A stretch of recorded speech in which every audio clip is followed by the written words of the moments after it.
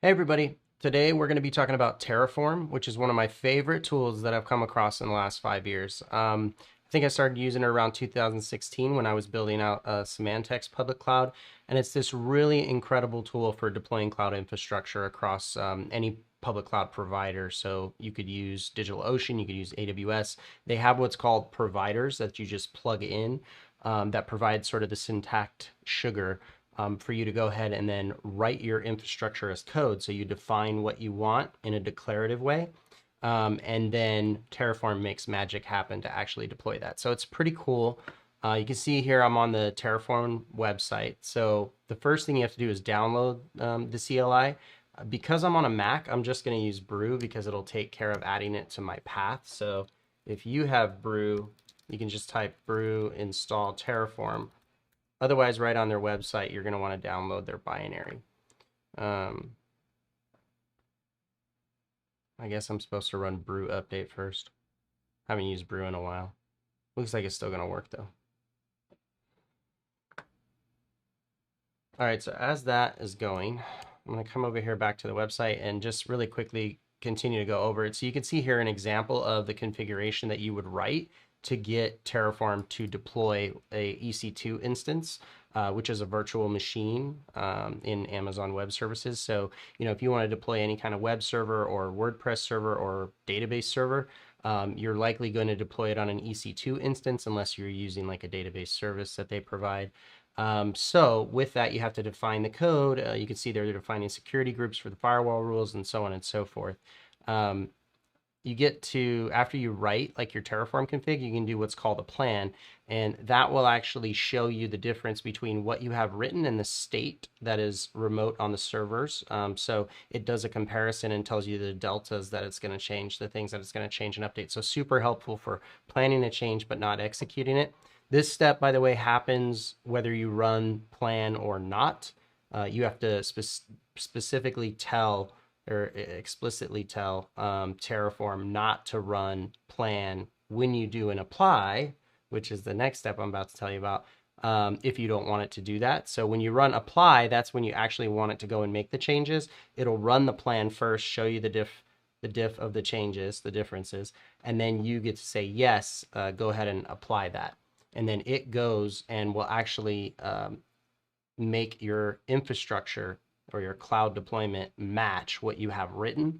This is really important because there's a lot of sort of tools in the configuration management space and deployment space that are procedural, meaning they will take something from A to B, but if you define C as an end state, they will not automatically figure out the intermediate step to get to C from A. And Terraform will do that. And I'm sorry if that was confusing, but that's the best way I can explain declarative configuration state and trying to get your actual state to match that. Basically, it does magic. That's how I refer to it. It's pretty cool. You can read about it here. Let's check and see that it installed. It did. So now that it installed, if I just run Terraform, that should show up. Yep. So now we have Terraform installed. So the very next thing is I have VS Code. We're going to write our config. With VS Code, you have to install some extensions for Terraform. So I just, you just type Terraform over here, and I installed the language support, and I also installed the syntax highlighting and auto completion because that sounds pretty cool. But I've never used any of this. I literally just did this for this video because it's actually been a couple years since I've used Terraform, because lately I've just been in developer mode and not cloud DevOps guy mode. So I'm going to create a new file, and I don't know how to collapse my Explorer, but I want it to go away. And then what you have to do, the very first thing you do with Terraform is you define your provider. So the way you do that, we can actually look. Whoop, I'm wondering like if I should just show you. Oh, they had it written right here. So this is how you would actually define. Oh no, that's an AWS instance. That doesn't have the provider. Sorry. All right, maybe it's not like right on the front of the screen, but basically the first thing you have to do is define a language and that to use for the config. So the way we're going to do that is we're going to type provider, and then we're going to say AWS, and then whatever's required to work with the provider. In our case, it's going to be an access key, a secret key, and a region. The region I'm going to use is going to be US West 2, which is Oregon. It's just what I'm used to. These are going to need quotes. And then finally, when you want to actually have Terraform do something, you're usually having it create a resource. And there's all these different resource types. So AWS instance is one of them. That's going to be an AWS EC2 instance. Then you have to name it. So I'll just call it like Terraform test VM, just to keep it kind of simple. And then we're going to define an AMI, which is an Amazon machine image that we want it to load. So like, what operating system to put on there and what other files maybe to put on there. Like if you go into the Amazon Marketplace, you can find all kinds of stuff like WordPress pre-configured hosts and stuff that you can just take those images, put them on your EC2 VM and deploy them. Instance type, I did T2 micro. These are just the sizes of the VMs. That one's really cheap, so I'm going to use it. For the AMI, we actually have to go into AWS. So I should have mentioned this at the beginning, but I didn't. But the title of this tutorial is going to be Terraform, AWS, and EC2. So you need to have an AWS account to do this. So go sign up for an AWS account. When you get in there, you're going to look at a dashboard like this if you've never seen it before. You're going to want to go to the EC2 service. And under here, I just like to go to instances and kind of like pretend I'm going to launch one. And then from here, you can find your AMI ID. So this one here is for a Amazon Linux version of an image. I forget what Amazon Linux is based off of. I want to say it's Ubuntu based, but I don't know what they're, yeah. But anyway, good enough for our example. So we're going to go back now to our config. We're going to paste that AMI ID in. Okay, the other thing we need, right, is this access key and secret key. So the way I'm going to do that is, sorry, I just ran a save and now it's yelling at me. We're going to call this file main.tf, and I'm just going to save it on my desktop, which is going to really ugly up my desktop. Oh, that was cool. So once I saved it with the .tf extension, the plugin, the extension automatically recognized the syntax, by the way. So we need an access key and a secret key. Let's go back to our, here we go, to our AWS. So to do that, we go to Identity and Access Management, or IAM. And in here, I'm just going to go to users. I already have a user for my normal stuff. I'm not going to mess with that. I'm going to create a brand new user because this is most likely what you'll be doing. I'm going to call it a Terraform example user because I'm going to delete this after. You need to check this programmatic access. This allows, scripts to communicate with AWS through this user account. If you don't do that, you won't have access to create the API keys necessary. AWS management console access, you don't need that. I mean, that's if you want to log into this console with this user. We're not, this is just a script user, so we're not going to do that. I'm not going to create a group. I am going to attach an existing policy directly. You want EC2 full access. You could also go with administrator, but I do not recommend that because that's too much power for, at least for this example. Tags are so you can kind of like figure out what this infrastructure is doing later. So I could just, I could say the usage of this system is for a Terraform example. And then later I know, oh, that was for a Terraform example, right? If there wasn't a name or something else to indicate that, you can use tags for that type of metadata. All right, create the user. Now, once I create the user, this is still just a user. Oh, it automatically created the key though. So, okay, I was gonna show you like a separate step to create the key, but it looks like I don't have to do that. So we need this access key, copy and access key. And it's so funny, I always want to save right after a paste. Anyway, and that's because this only shows up one time. You get one chance at storing this key. So you want to make a backup of it in like 1Pass or like some other encrypted password storage. You do not want to lose that. Otherwise, you have to generate a new key and swap it out. I mean, I guess that's fine, but it's kind of a pain in the ass. So that is done. And now I should be ready to deploy with that user. So without further ado, oh, I forgot. Well, there's a step here. So we actually need to go to our desktop. And I know I saved this main.tf to the desktop, but I'm actually going to say, I'm going to make a directory called Terraform example. I'm going to move main.tf into it. And the reason I'm going to do that, and VS Code might have just got pissed at me. Yep, deleted. Open desktop. All right, I'm just fixing what I just broke, but Anyway, there we go. I could have done like a save as, but that's besides the point. So inside this Terraform example, the reason I did that is we need to do a Terraform init anytime we start like a Terraform project. So this is initializing, downloading the AWS provider, getting all the latest, like I call it driver support when we think about a provider, but just getting all the required files to do what we need. So that's successful. Now, if I do a Terraform plan, I think this will actually attempt to work. So let's see. Let's see if I did things right. Oh, look at that. I did do things right. Wow. It even, I didn't realize that. It's been so long, but it actually even does the underlying block storage, the EBS storage that's used on the VM. That's just interesting to me. Network interface. So they're showing a lot of detail here of stuff that happens underneath the covers on the AWS side just to launch an EC2 instance, but that's really cool. So again, we don't have existing infrastructure, so you see these green pluses. It's saying everything you're doing is new. If we had existing infrastructure and we were making changes, we might see some minuses, some red minuses and some pluses, right, to make those changes happen. So that's traditional sort of diff of like, the differences between what you're trying to do and what already exists and how it's going to get you there is what it's showing here. So, it looks good to me. We're going to do a Terraform Apply. And do you want to perform these actions? Yes. And now let's get, error. VPC not specified. No default VPC for this user. Group name is only supported for EC2 Classic and default VPC. So I totally forgot to do a VPC. So I didn't even know it was a requirement because it's been so long since I tried to do that. But I think it's because no default VPC for this user. So that's interesting because VPCs aren't tied to users. But whatever, we will figure this out together. So it should be fairly easy. And I think one way we could, oh no, because I don't have that user set up in the console. I was gonna say one way we could do it is just go like manually launch it, but I think probably the easiest thing to do is just look at what our VPC is. So, excuse me, allergies.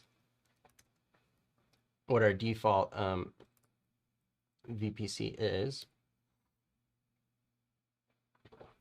All right, so VPC, Oregon. We're just looking for the VPC ID. So here we go. I actually want this one.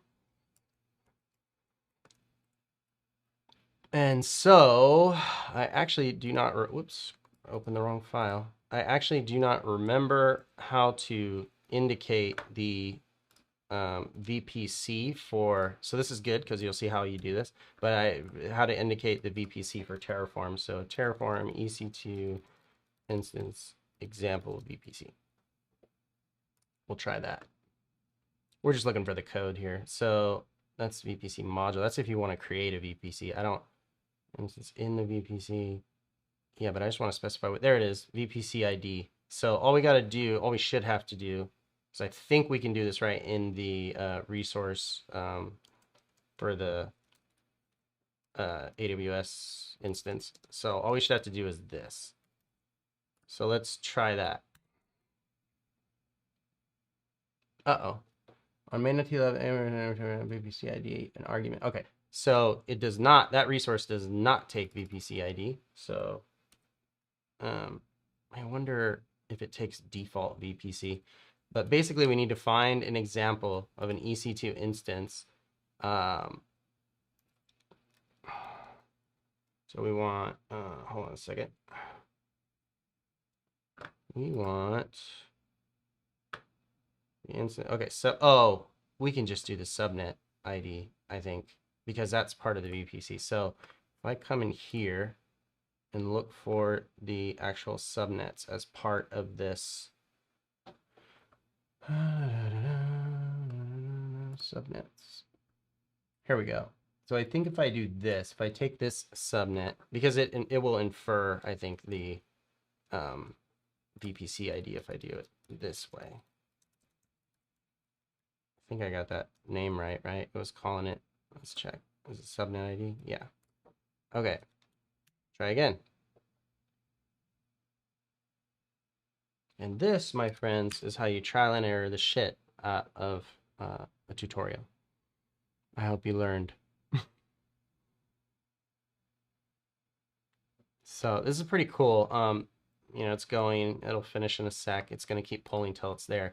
But basically what we want to do is come over here to the EC2 service and watch it get created, which is really neat. So currently I just have one instance running, which is it. That's the one, because I forgot my other stuff's in Lightsail, which is a virtual private server version of EC2. It's meant to compete with DigitalOcean. All right, here we go. So it says it's done. And so again, you can see this machine here. We didn't give it a name, so the name actually has a dash, but it does say it's running. I don't know if we'll be able to SSH to this machine yet. And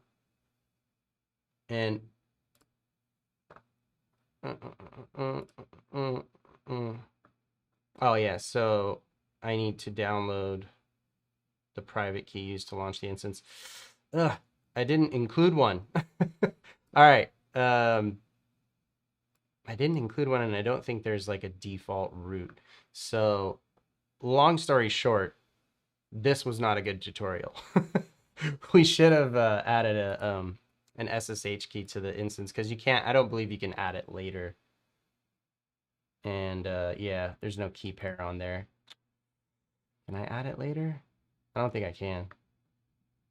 And for good reason, ladies and gentlemen. Well, next thing I wanted to show you was how to delete the infrastructure. So if I do Terraform destroy, this will actually delete it. And while that is shutting down, I will figure out how I provide my key name right here to the infrastructure. So one thing is I have to go into, where do you provide it? It's part of actually the EC2 stuff. So help me out here, guys. Look at my screen, call it out when you see it. Where do we provide the key? I know how to do it when you're launching it manually, and I don't want to go through that. Oh, here we go. Network and security key pairs. That's where it is. Okay, I do have one. Oof. I'm just gonna have to generate a new one because I don't think I have my my other one. So Terraform test key, whatever. Pem blah blah blah. Key create, and it downloaded. So now this I'm gonna copy. I'm gonna take it to my desktop where I have that Terraform folder, and just copy it right in there because we're gonna need that. All right, so where was I? I was here. I was looking at the name of the key pair. So I think we can get away with in our config file here. We just do, it was key name and then the file name. I think that should work. And I'm going to try to relaunch it. Relaunch the VM.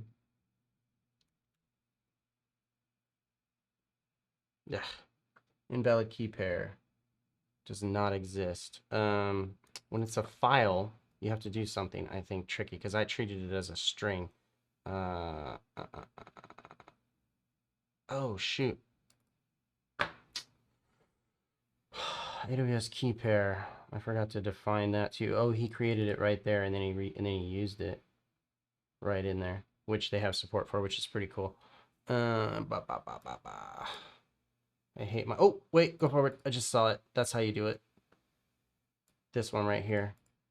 Data local file public key, and then he created it here, and then he's just calling out what the key name is in AWS. So I am doing it totally wrong. So I called it Terraform test key.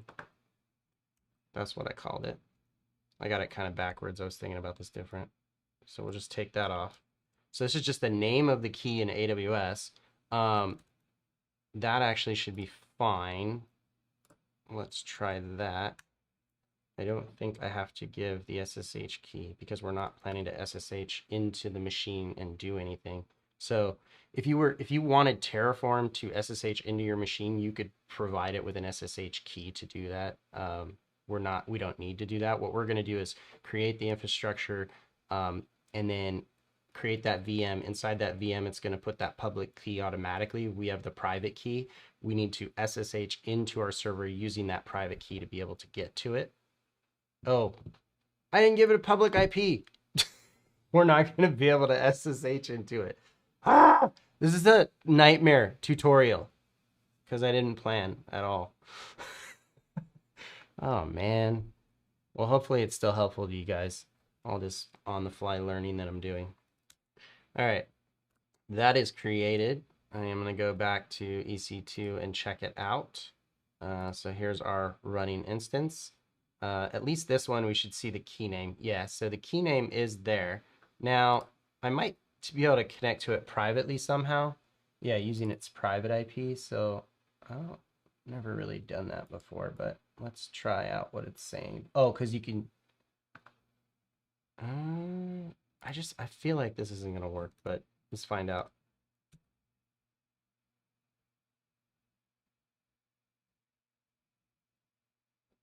Are you going to connect? This is what I'm saying, because I don't know how it would get to this IP address. That's a private IP address. Unless I NAT it, which I didn't do. And I need to put a public IP on the machine.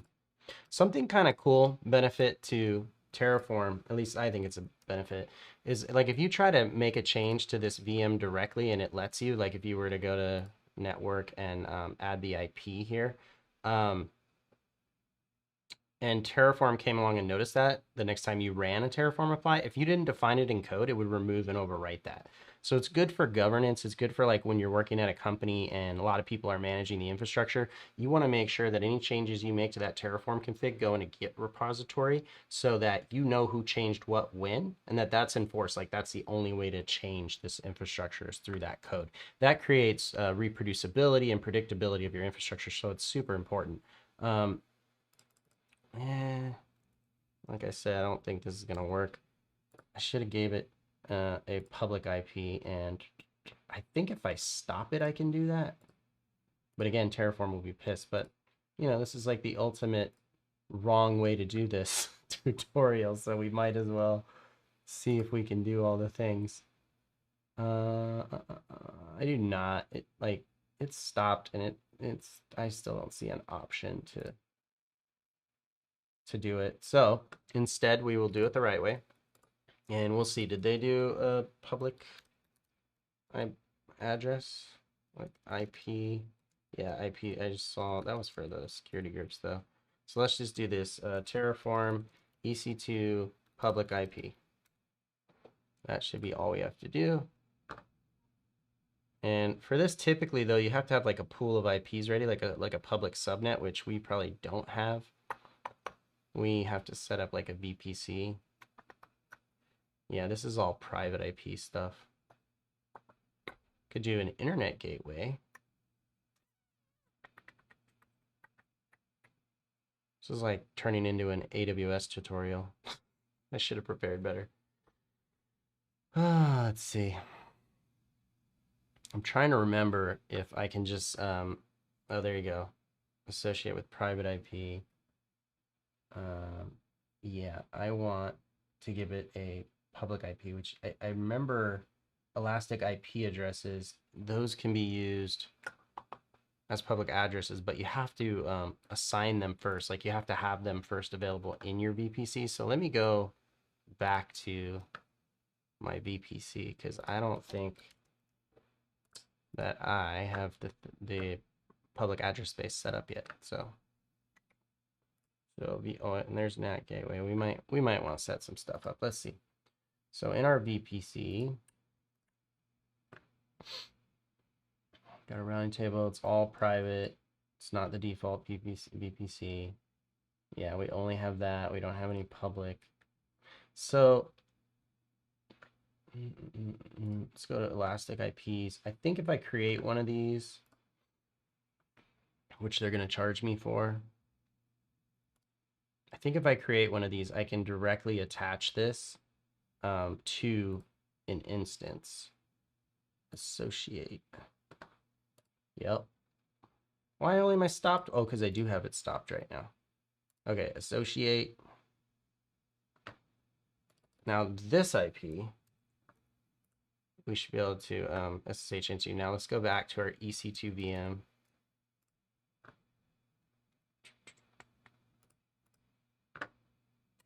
This is going to be fun. Bear with me. This is like a lot in this tutorial, but this is good.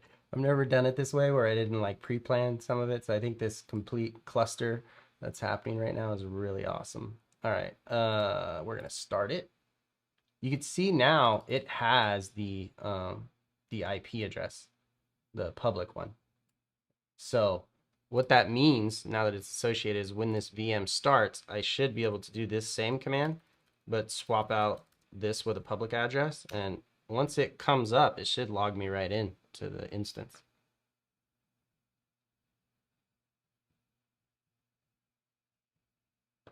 I think it's still booting though.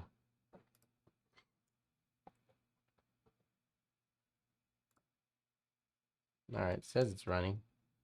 I'm gonna stop this and try again. Oh, you know what? Security groups, guys. There's so much here. Fuck. I love it. It's been so long that I have forgotten. It's so bad. All right, security. We need to allow SSH here, guys. So, how do I do that? That's not what I'm used to seeing for these rules. I want inbound. Can I just, do they have SSH predefined? Do they have port 22? How do I add it? Probably need to do it through a security group. Here we go, default security group. Edit inbound. Here we go, guys. All right. I'm sorry. Hopefully nobody's getting frustrated with my lack of preparation for this video. What am I doing? Custom source. I don't care. Anybody can do it. You can all hack in. I don't care. Why is the protocol not modifiable? Oh, here we go. SSH. Okay. Now this is going to allow, no, that was it. Is going to allow inbound SSH. So the moment I did that, come on, don't make me a liar. Yes, there we go. Oh, permission denied. That's saying the public. Did I download the right? Yeah, I downloaded the private key. Private key will be ignored. Oh, I forgot to do the permissions, guys. Keys are real funny, right? Like security is required. So SSH basically makes sure that you have the right permissions on your key or it will not let you use it. So it says 0644 are to open. So that should do it 0400. And then we should be able to locally access our, come on. Okay, hold on. I don't know why this is not in my history. I find that odd. There we go. Guys, we are on this instance now. Holy crap, that only took way longer than it should have. For God's sakes. All right, now, I'm going to stop here because I think the video is too long, but just to cover this really quickly, all the stuff I did not, the last couple steps there with the elastic IP address and with the security group inbound firewall rule, I didn't put that in Terraform. You would want to, because by not putting that in Terraform, if I now, am I in the right folder? This thing's acting funny. If I now type Terraform plan, you should see it try to remove the things that aren't supposed to be there. Although, no, I just lied to you. See, the reason is because I don't have anything defined for the security group, and I don't have anything defined for, what do you call it? The elastic IP in Terraform. So Terraform's only going to compare the things it knows about. It doesn't look at the entire infrastructure. It looks at the targets that you've defined in the file and says, what's changed, or does anything need to change? But it doesn't go out of its way and go like, oh, there's an S3 bucket over there in AWS. Should I go and do something about that? No, because you don't know anything about that. No one told you about that. There has to be a config that tells you to consult the existing configuration or state against the end state. All right, like I said, let me switch over so you guys can see me. Whoa, what a tutorial. Probably my best one yet because there were so many mistakes. I will promise to do another one that was more streamlined because I intended for this one to be very fast. If you stuck with me through this, thank you. If you enjoyed this, please leave me a comment. This had to have been fucking hilarious to watch me struggle. But also to watch like my memory come back. I think that was really cool. I hope to do more videos like this. And if you liked the video, please like and subscribe to the channel. Thanks, and I'll see you guys soon.